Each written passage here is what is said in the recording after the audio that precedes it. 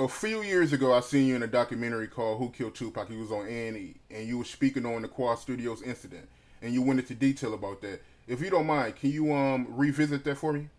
Yes, Tupac, very soulful artist, came up from Atlanta from that, I guess, trail of issues that he was dealing with to film uh, the basketball flick in Harlem that was set place there.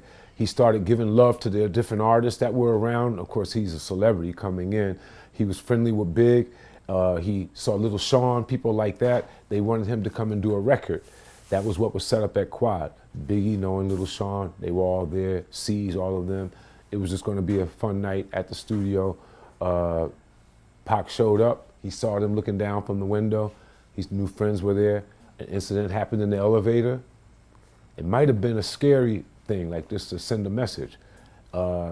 Tupac standing his own ground, just didn't leave it at that. He ended up getting hit, getting shot. The elevator went up. Our people were shocked to see him in that state. He was shocked to see our people looking at him shocked. He thought that they knew something about it. He thought if he was in New York and he was with all the rappers from the East, they must have known what was going to happen. It had to be in the wind. And situations aren't laid out like that. And it was the furthest thing from the truth, but he held that to his heart. And then he went away. A few other things happened, got better, got repaired, went away, went to jail on the rape charge. Once that came down on him, it looked as if the East Coast must have been the worst thing and the worst place for him to have come to. And it looks as if the friends that he had just turned their backs on him. Suge stepped in. Suge stepped in.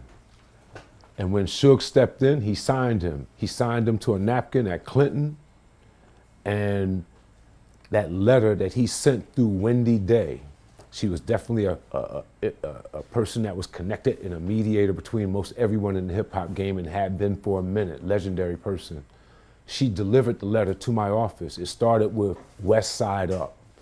So it gave an indication of rumblings that we heard in the street with him being shined by Suge was definitely true. He's going to go west when he comes back. And he has an issue with us, as he explained, from the studio scenario to the rape scenario, things that were happening in the street to him, extortionists, things that happened in the East, in a city where Biggie being the king of New York, how did you not know? That's the way he looked at it. But it was I think he overplayed that in his mind because Biggie didn't know. I think Biggie would have done anything to help him if he did know. And Biggie was most sincere, I feel, in that friendship, in that kinship. There might have been other business people around that might have been pulling strings, but Biggie and him were pure. So we got blamed, and Biggie got blamed for what might have been extortionists, robbing, wanting to, get an extra meal, whichever way, trying to set up how they're gonna, do that thing that they do. So Tupac, he wrote you a letter while he was in prison, letting you know that he had issues with Biggie and Puffy. Go more into detail about that. Well, there's a little bit of a backdrop to the story, but here's what I want to talk about with what you exactly asked. We're working around the clock to make things work. We know that's what's going on in the newspapers. Or this happened with Pac, he's arrested. This happened, da da da da da. We hear rumblings. When I really knew what was going on, when I had to pick my head up out of my desk and writing checks and keeping up with 4 or 5 artist contracts and keeping the company going and payroll and all that, is when a woman by the name of Wendy Day, very important woman in the hip hop world, I think she helped Baby and those guys with Cash Money label, setting that up. She's very influential and instrumental in a lot of success. When I started in the music business, I reached out to her. She had a company called Rap Coalition. She went back and helped rappers from a previous generation get their money straight, their royalties. With that being said, I was like, she's someone I want to know. In knowing her, I had the good fortune of when she was dealing with Tupac during his crises on the East Coast, she went to visit him at Clinton. He wrote a letter, drafted it, so that she can bring it to me at the office so that I could know and be able to relate to Sean where we were with him. And the letter, if I remember, it said, West Side Up.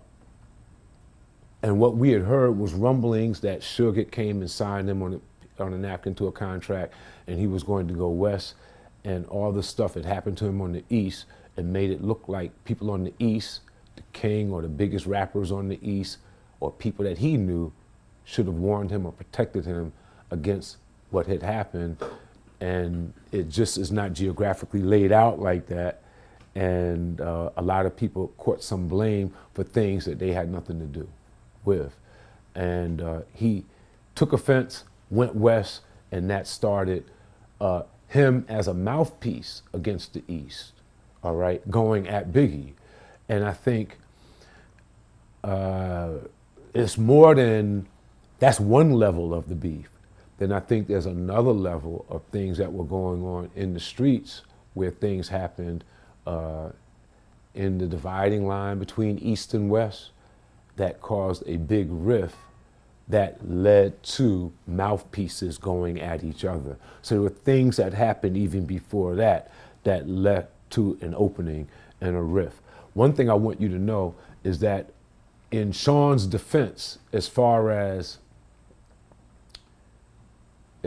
East Coast West, when we started Bad Boy, maybe it was his tenacity, maybe it was his ego, but he felt it was a good idea to reach out and want to do a double ad in Billboard with Death Row. They don't know us, we don't know them, but of course we listen to their music, we're leaning in. Why not get attached to the other hot label that's going there, running that? We're about to run this in, let's be friends. I think Suge's office turned that down. There was a mock-up of what the ad could be like. It was a little bit maybe insulting, maybe to us, that they didn't want to do it. I think Sean got more insulted than he may have let on. I didn't take it bad because I could see why they wouldn't want to do it. And I can see that they can see through us why we would want to be attached to their wagon. Why wouldn't we want to hitch our train to them? But it helped us to stand alone. It helped us to be big boys on our own. But it started that emotional thing that led to the riffs that later led to the mouthpieces and insult.